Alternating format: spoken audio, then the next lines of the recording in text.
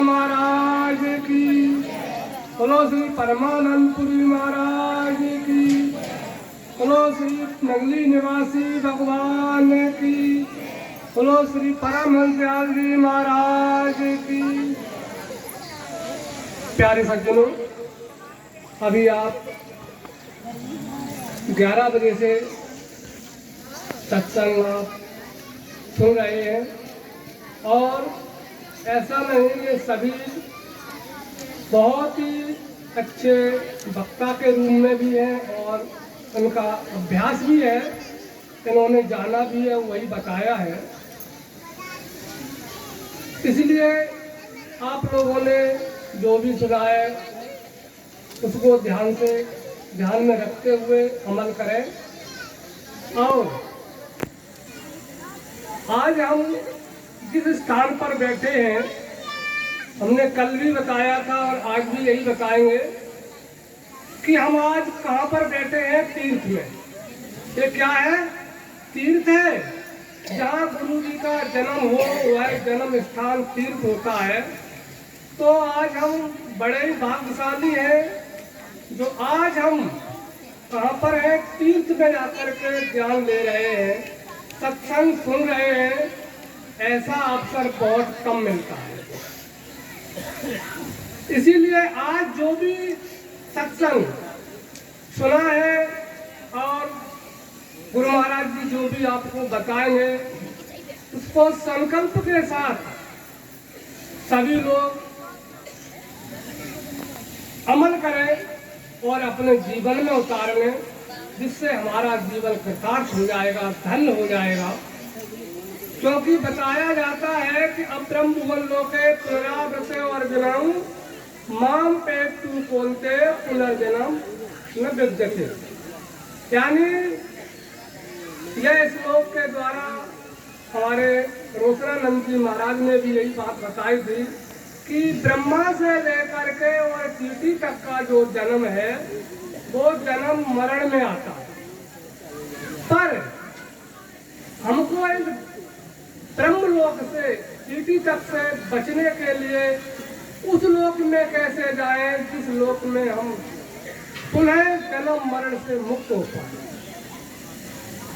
यह ज्ञान हमारे श्री सद्गुरुदेव परम पूज्य श्रद्धेय दत्ता महाराज ने वह जो ज्ञान बताया है वह ज्ञान है जो भगवान कृष्ण ने अर्जुन को दिया और भगवान शंकर ने जिसको जपा है, जिसको जाना है, वही ज्ञान आज दत्ता महाराज का प्रसाद जो है जो हमें मिला है दत्ता महाराज जी के द्वारा, वह सब हम आपको सुना रहे हैं, बता रहे हैं। क्योंकि जब तक हम वास्तविकता में नहीं जाएंगे तब तक हम जन्म मरण से नहीं बच सकते, यानी अपना कल्याण नहीं कर सकते। इसलिए मुझे कहा है ना कि माम पे तू कौनते पुनर्जन्म ना विद्यते। यानी तुम मुझे क्या हो जाओ, हे कौनते तू मुझको समर्पित हो जाओ, मेरे में स्थापित हो जाओ, तो तुम जरूर जन्म मरण से मुक्त हो जाओगे, पुनः तुम्हें जन्म नहीं मिलेगा। इसका मतलब क्या है? इस बात को हम कैसे जानेंगे? तो उनमें हम माम पे तुम मुझे कैसे प्राप्त होंगे, इस चीज को मुझे जानना है और सरल भाषा में जानना है। जब हम किसी चीज को जानने की कोशिश करते हैं तो सबसे पहले हम कहाँ जाते हैं? गुरु के पास। और गुरु के बताए हुए मार्ग पर हम चलते हैं, उसी के द्वारा हम बचते हैं। तो जो हमको ज्ञान मिला है, जो कृष्ण ने ज्ञान दिया है, शंकर ने जो ज्ञान को जपा है, वही ज्ञान आज तुम्हारे पास है। क्योंकि आप भागवत सुनते हैं और भागवत में जो शास्त्री आते हैं वो बताते भी हैं एक अमर कथा जिसके द्वारा हम अमर होते हैं। वह क्या अमर कथा है? आज तक किसी शास्त्री ने ये नहीं खोल के बताया कि अमर कथा है क्या। केवल इतना ही बता देते हैं कि शंकर जी ने पार्वती को सुनाया और सुगा ने सुन ली तो सुगा अमर हो गया। अरे वो था कौन सा ऐसा अमर कि जिसके द्वारा वो अमर हुए? इस चीज को मुझे जानना है। जब तक हम उस चीज को नहीं जानेंगे तब तक हम अमर नहीं हो पाएंगे। तो शिव पुराण में खुले शब्दों में लिखा है, जिस समय पार्वती ने पूछा प्रभु ये बताओ हमारे अनेक जन्म हुए हैं पर आप अभी तक मरे नहीं, इसका क्या कारण है? ऐसी कौन सी युक्ति आपके पास है जिसके द्वारा आप आज तक अमर है? तो भगवान कहते हैं कि जो हमारे गुरु महाराज जी ने जो ज्ञान दिया है शिव पुराण में खुले शब्दों में लिखा भी है कि हमने 4 प्रकार की मुक्ति का प्रयोग किया है जो हमारे गुरु महाराज जी ने मुझे दिया था। उस मुक्ति को हमने पालन किया है, उसका अनुसरण किया है, जिसके द्वारा हम आज तक अमर हैं। वही ज्ञान है अपने पास। तो कहा जाता है कि ईश्वर एक है और भगवान अनेक है। हम देवी देवताओं के चक्कर में पड़ जाते हैं, पूजा पाठ के चक्कर में पड़ जाते हैं। पर मैं किसी का विरोध नहीं कर रहा हूँ, लोग ये सोचे ये तो खंडन करने लगे। मैं किसी का खंडन नहीं कर रहा हूँ, हर आदमी अपने मत से चलता है। पर हिंदू धर्म में 33 कोटि देवता है। यदि किसी से पूछा जाए तो 1000 देवताओं के नाम बता दो तो कोई नहीं बता पाएगा,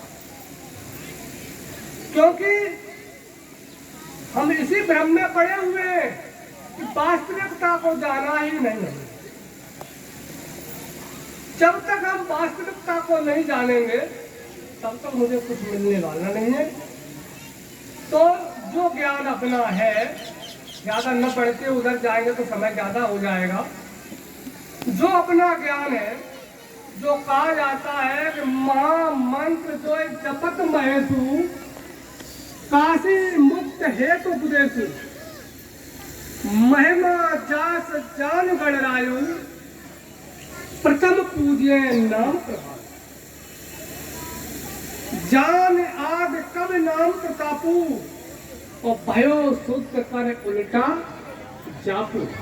यानी वह कौन सा नाम है जो शंकर जी ने स्वयं जाप किया और हम कहाँ उलझे हैं?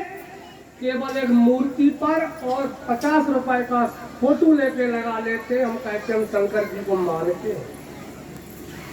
ये शंकर जी का मानना नहीं है, ये तो एक शंकर जी का उपहास करना है।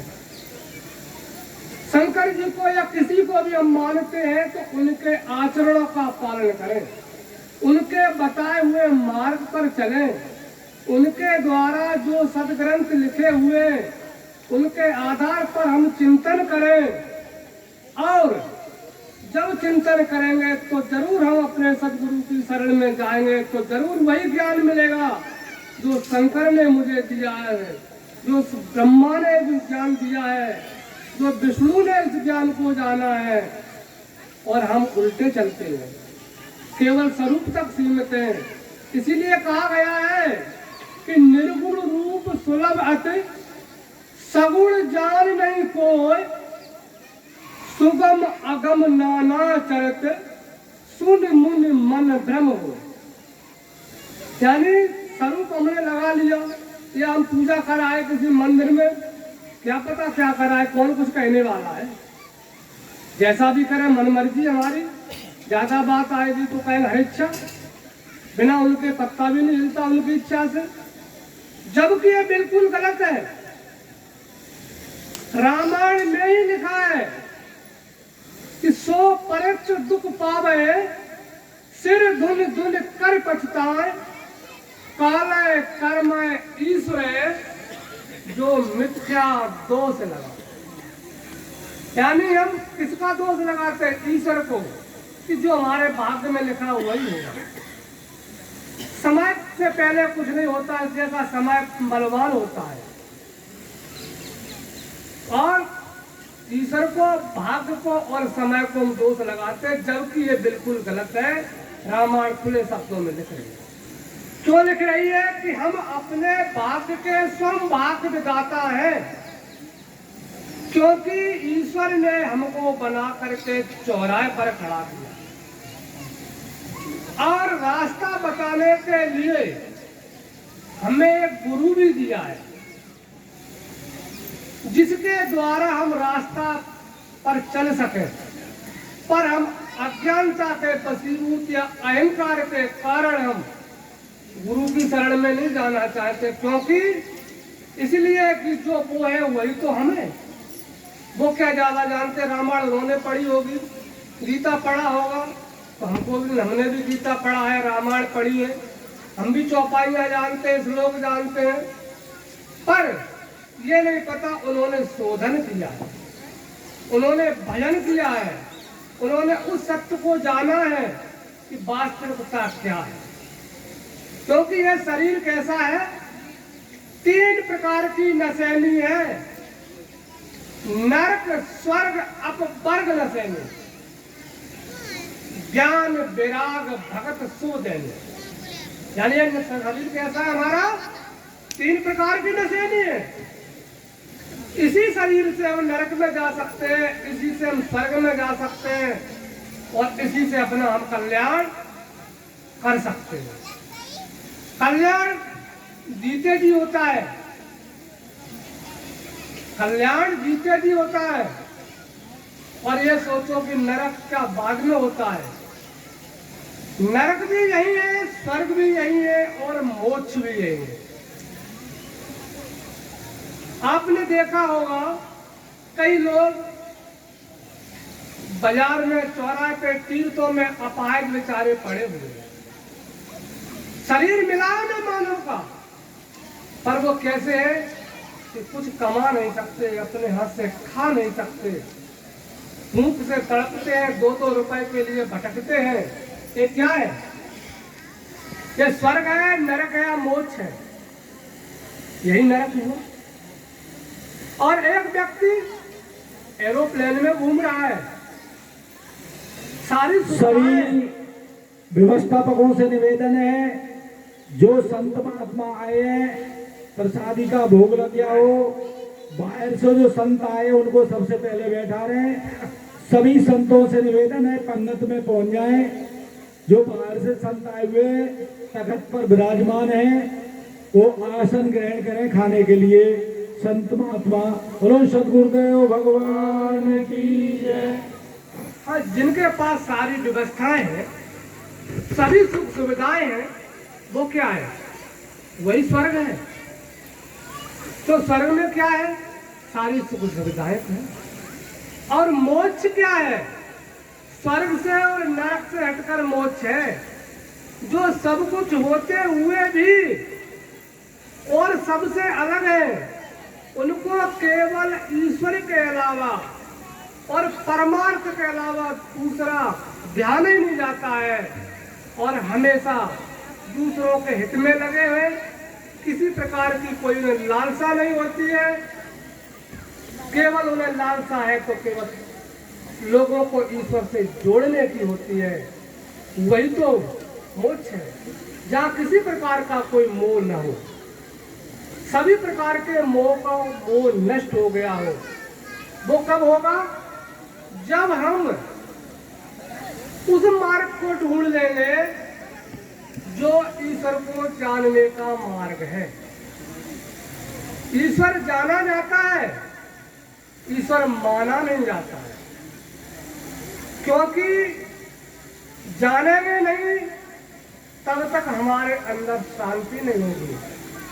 तो ईश्वर जानेंगे हम तो कायक जाने बिन होए न प्रतीति, बिन प्रतीत होए नहीं प्रीति। प्रीत बिना नहीं भगत दृढ़ाई, जिम खगेश जल की चिकनाई। जैसे हमने ईश्वर को जाना अपने तीसरे नेत्र के द्वारा, उसका साक्षात्कार किया, तो समझ लेना कि हमारी वही पहचान हो जाती। जब हमने साक्षात्कार कर लिया, पहचान लिया, जान लिया, तो हमारे अंदर क्या हो जाएगी? दृढ़ता हो जाएगी। फिर हम आनंद चित्त से, यानी आनंद चित्त का मतलब है फिर कुछ भी हो जाए हम भटक नहीं सकते, और जो भटक नहीं सकता है उसका मोक्ष है। गुरु की शरण में आना ही तो मोक्ष है। वैसे तो असली जो गुरु है, जो वास्तविक ज्ञान देता है, उसकी शरण में आकर के हम अपना कल्याण कर लेते हैं। क्योंकि असली गुरु वही है, आडंबर पाखंड से बचा करके और हमें आध्यात्मिक की ओर ले जाए। सबसे पहले गुरु हमारा क्या करता है? संस्कारों का हवन। जो हमारे संस्कार खराब है उनका हवन हो जाए, नष्ट हो जाए, जिसके द्वारा हमारा शिष्य सफलता को प्राप्त करे। वो कब होगा? जब हम प्राण में अपान का मेल करते हैं, तो हमारे संस्कार नष्ट होते हैं। और इसके साथ साथ और एक और अच्छी सबसे सरल सहज योग है कि जिसको हम कहते हैं, कबीर पंथ में खिचड़ी मुद्रा कहते हैं, अपने में हम सायुज मुक्ति कहते हैं सनातन धर्म के आधार पर। जब हम उस सायुज मुक्ति का प्रयोग करते हैं, यानी हमारे क्या है? अष्टदल कमल है। अष्टदल कमल में 8 पंखुड़ियां होती हैं और एक नीचे डंडी, एक ऊपर को, 10 दिशाएं भी अपनी कितनी है? 10। जब हम 10 दिशाओं में भटकते हैं तो हमारा मन उसी प्रकार से भटकता है। इसलिए जब हम सायुज मुक्ति का प्रयोग करते हैं पूर्ण रूप से, तो हमारे अंदर जो अष्टदल कमल है वो बंद है। जैसे हमने सायुज मुक्ति का प्रयोग किया तो हमारा अष्टदल कमल खुल जाता है। जैसे हमारा अष्टदल कमल खुला तो ऊपर से जो हमारे अंदर जो अमृत आता है, वो अष्टदल कमल के द्वारा, जो हमारी नाभि में सर्पणी कुंडली मारे जो बैठी है,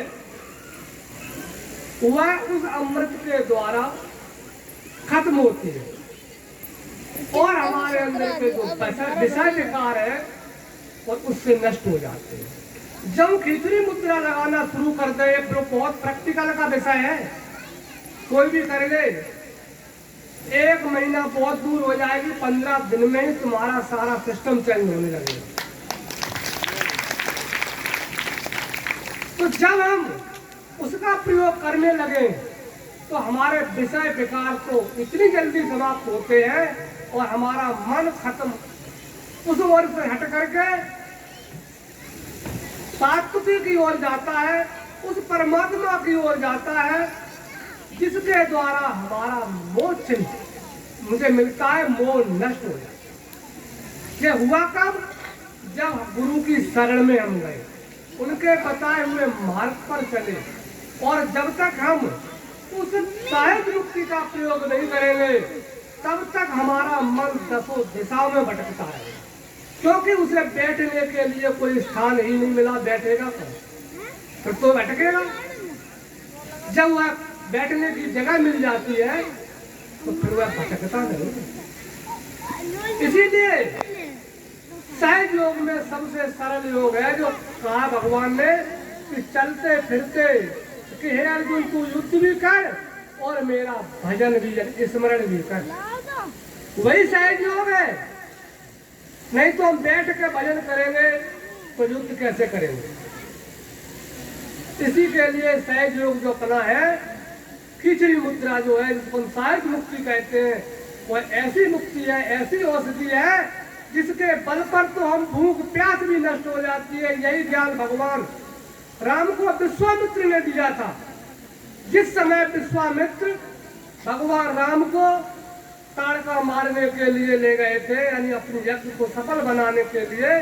तब उन्होंने उस जंगल में जाकर कहा था कि राम, इस जंगल में कुछ खाने को नहीं है, इसलिए तुमको हम वही ज्ञान देते हैं जिस ज्ञान के बल पर तुम्हें भूख और प्यास नहीं लगेगी और तुम्हारा बल और तेज कम नहीं होगा, बढ़ता जाएगा।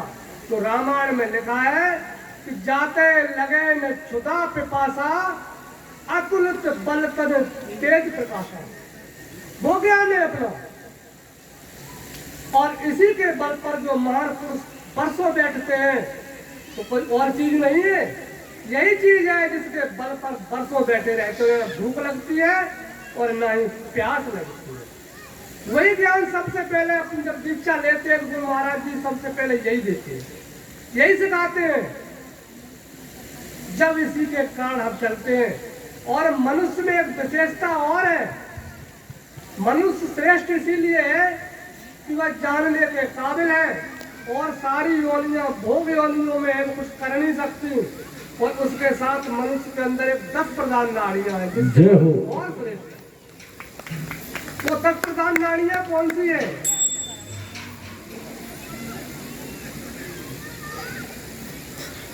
समय का अभाव है, इसलिए मैं अपनी गाड़ी को ही विराम दे